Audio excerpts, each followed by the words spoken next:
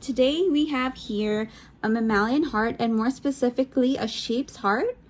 And before we go ahead and dissect this sheep's heart and identify the different structures, it is important to orient the heart appropriately in the proper anatomical position.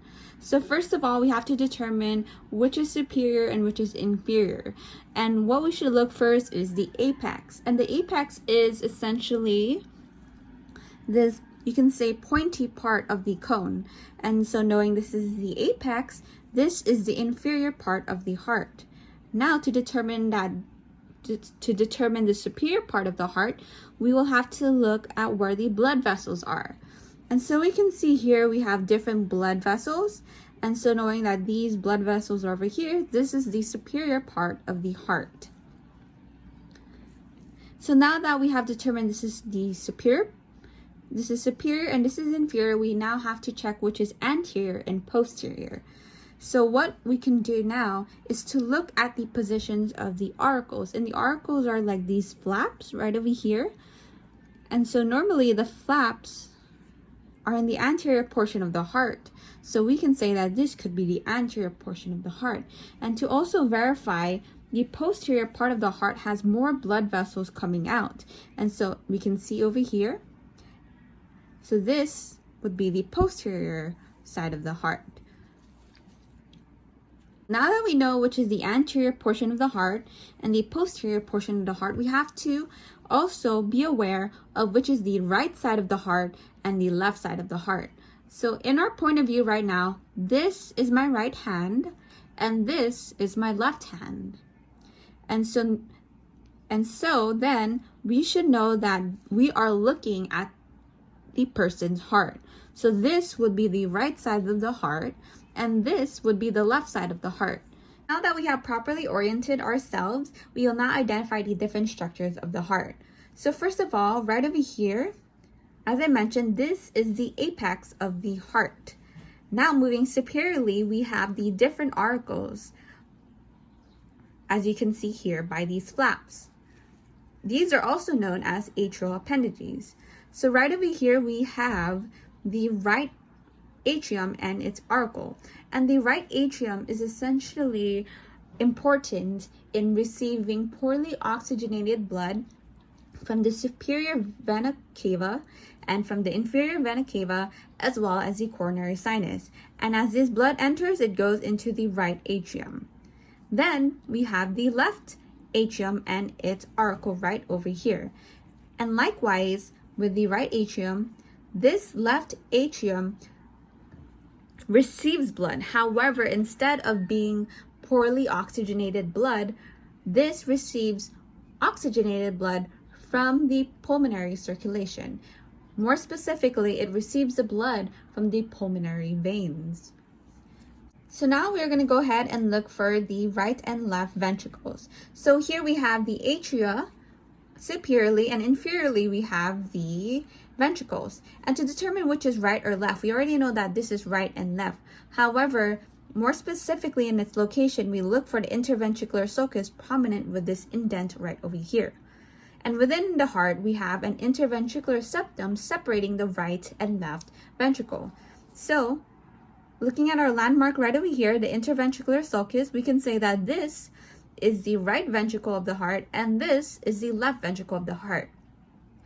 And these two ventricles are basically pumping chambers. They receive blood from the atrium and pump it towards its respective blood vessels. So first of all, we have the right ventricle right over here. And the right ventricle receives blood from the right atrium.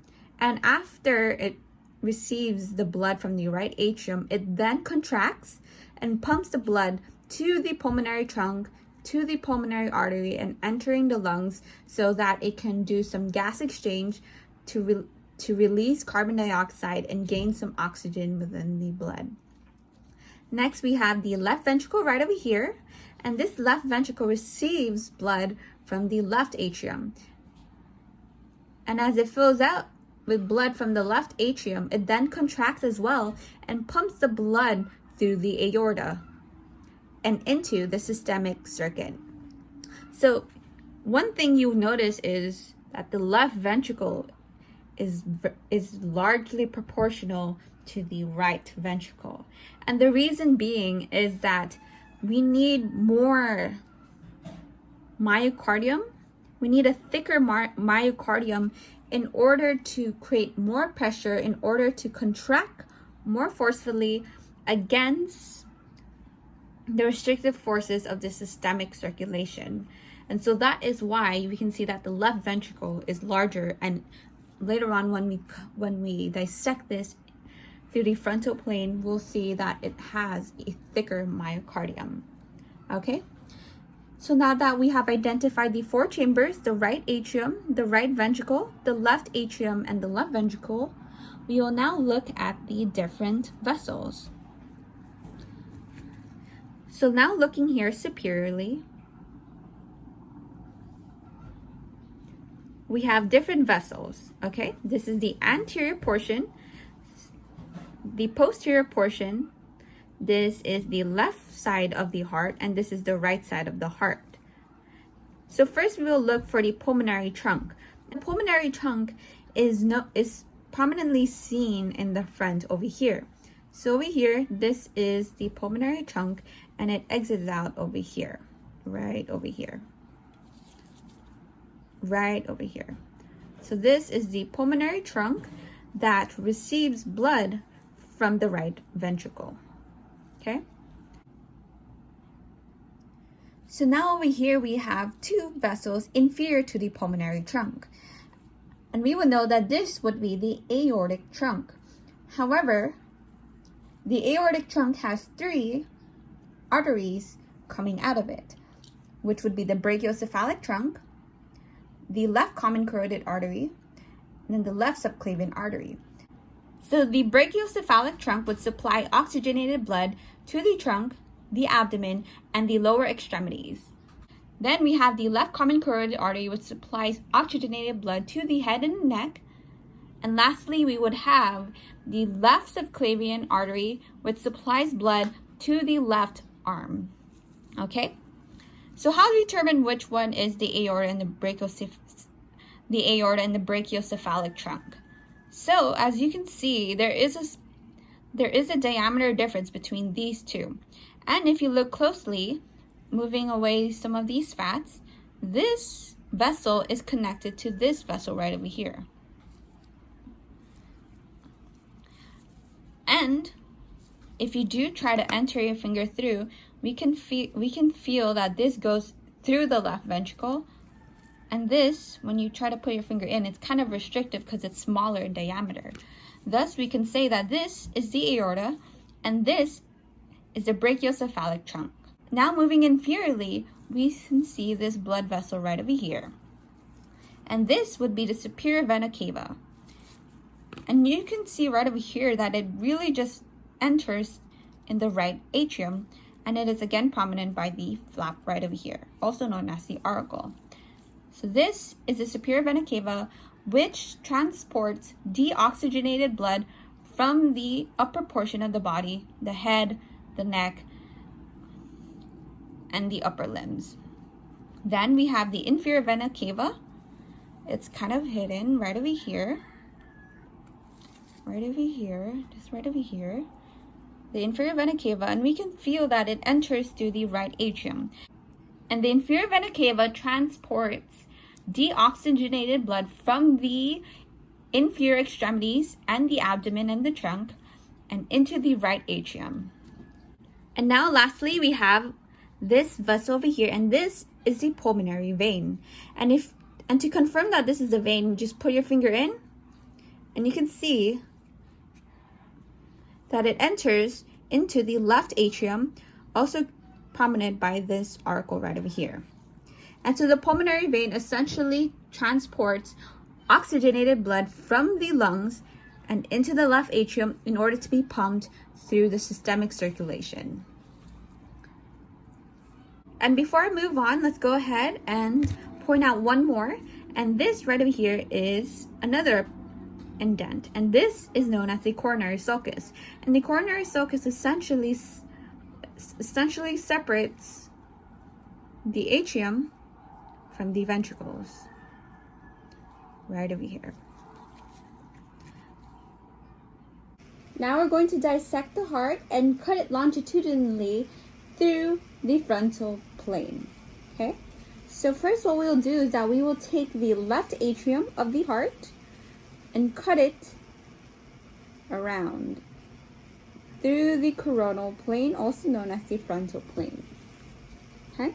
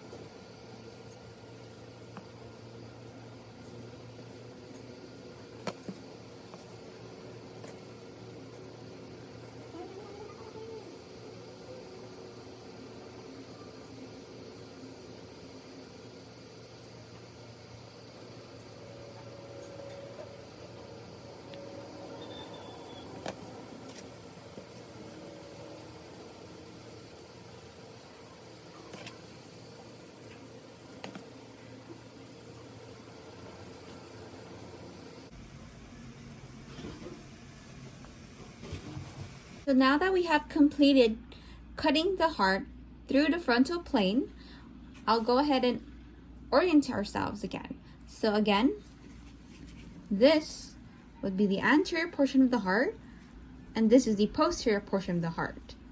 And now that we opened it, this is the left side of the heart, and this is the right side of the heart. Now let's go ahead and review the different chambers of the heart. So right over here, we have the right atrium, the right ventricle, the left ventricle, and the left atrium. Over here, we have the interventricular septum. The interventricular septum separates the right ventricle from the left ventricle. And as you can see over here, the left ventricle's myocardium is very thick compared to the thickness of muscle in the right ventricle. And just to reiterate its importance, a thicker muscle wall generates more force to contract and pump the blood through the aorta and through the restrictive forces of the systemic circuit. So here we have the aorta, then we have the brachiocephalic trunk right over here. We have over here the pulmonary vein, which enters into the left atrium, and looking into the right atrium right over here, we can't exactly see where the superior vena cava is, but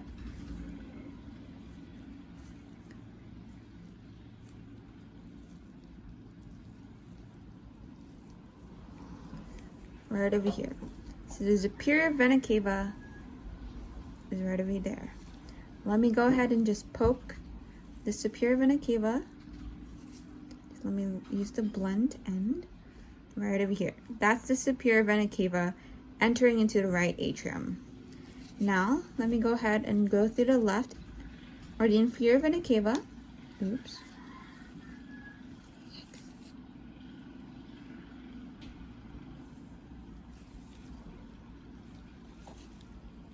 Okay, we can technically. Okay, I'm just gonna leave it like that. Oops.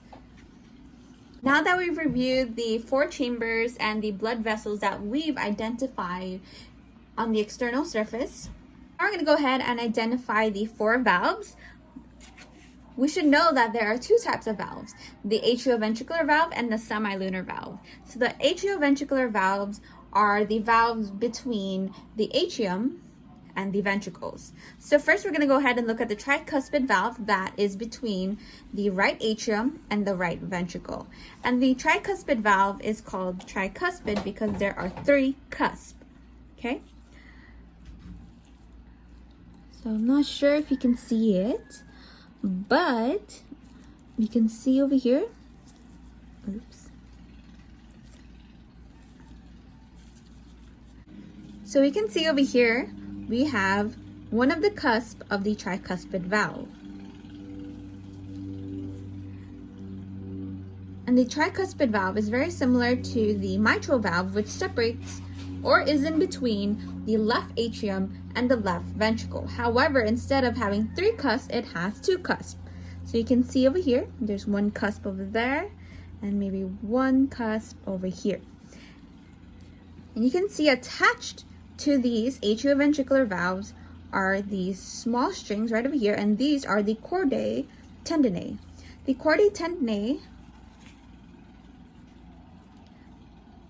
are connected to this muscle over here. This is called the papillary muscles.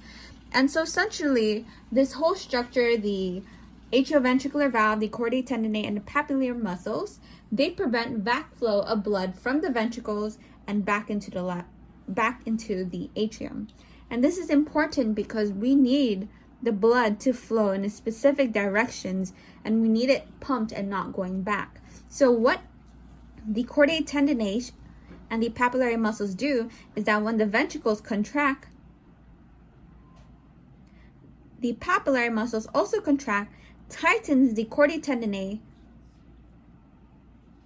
and stiffens the cusp so that when blood attempts to go back, it can't invert and flow back into the atrium. So that is this structure right over here.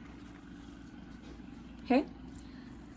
And then we have the semilunar valves, which separates the ventricles from its respective blood vessels. So first we're going to go ahead and look for the pulmonary valve. The pulmonary valve is between the pulmonary trunk and the right ventricle.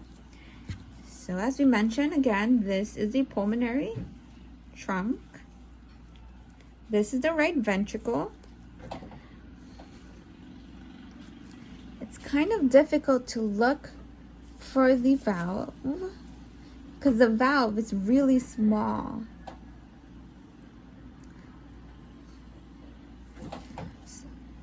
So I'm not sure if you can see it, but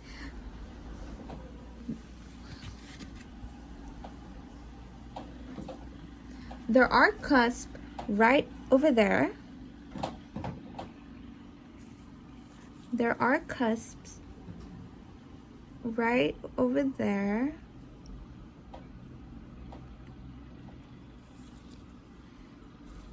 That are right in there, and that would lead into the pulmonary trunk.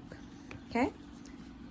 Next we have the aortic valve. So again, we can see that this is the aorta, and supposedly these right over here would be the semilunar valve.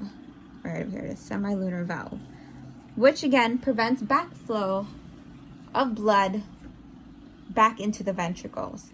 And the structural difference between the semilunar valve and the atrioventricular valves is that these semilunar valves don't have the chordae tendineae and the papillary muscles. Actually, these are called semilunar valves because the cusps are almost like half moons, and thus, when blood attempts to go back, these stiff cusps would just collect blood like this, and just keeps it from going back. Okay? So I wanted to also bring into attention the trabeculae carneae. And you can see here, the trabeculae carneae are just these bands of muscles in the walls of the ventricle. So they're just like these bands, if you can see, like right over there. These are just bands of muscles. Right over there. Just these trabeculae carneae right over here. They almost look like branches.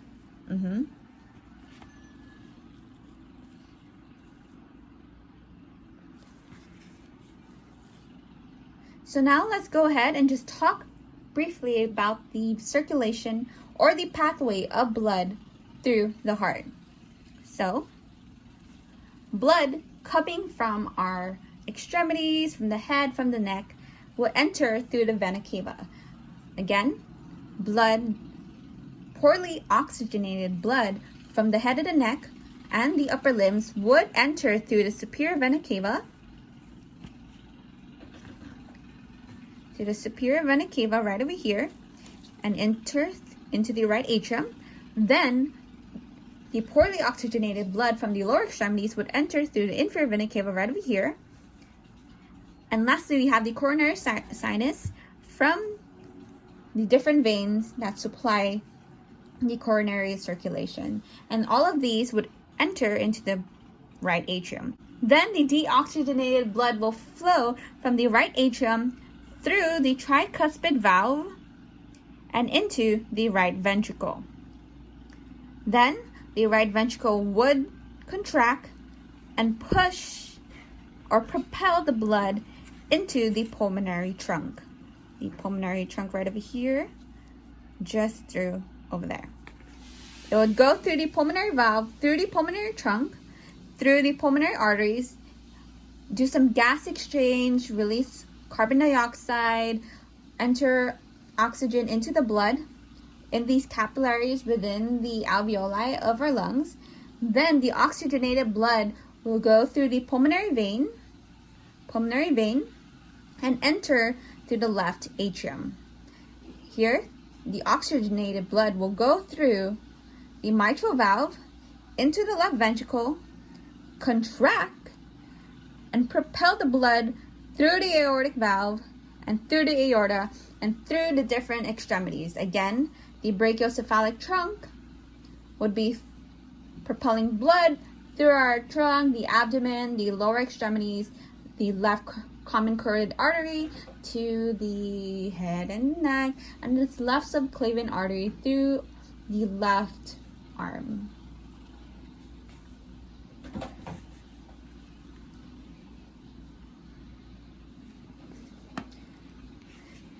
Now, okay, so before I wrap up, I want to briefly talk about the coronary circulation. So the coronary circulation contains different arteries and veins that supply the heart with its own blood supply for oxygen. You would think that the blood going through the different chambers would supply the heart. However, the endothelium, right over here, you can see it's pretty shiny. The myocardium and the epicardium, it's pretty thick. And so the heart has its own system to supply itself with blood. So the blood vessels aren't really seen over here, the arteries and veins for the coronary circulation, but have the right coronary artery over here, the left coronary artery over here, which will then divide into the circumflex, which would supply the left atrium and the lateral side of the left ventricle. Then we have the atrioventricular artery going over here. It's also known as the left anterior descending artery, which would supply the anterior portions of the right and left ventricle as well as the interventricular septum. Then we have a right coronary artery going this way, which would then branch into the right marginal artery, supplying the right side of the atrium and the right ventricle, and the posterior, the right coronary artery would go here and branch into the posterior interventricular artery, supplying the posterior side of the two ventricles.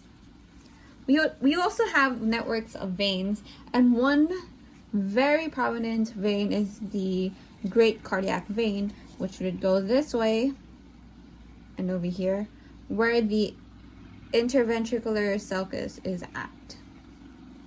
We also have some posterior cardiac vein going this way, the middle cardiac vein going this way, as well as a small cardiac vein going this way.